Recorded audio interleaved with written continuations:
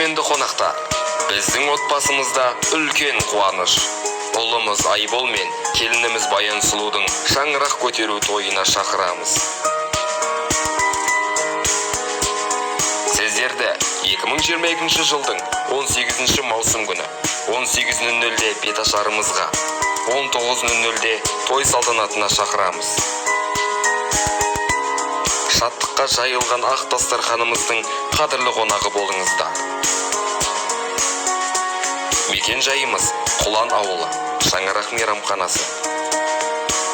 Той иелері анамыз Ұлту, Айдар Жансая, Мамырбектің әулеті.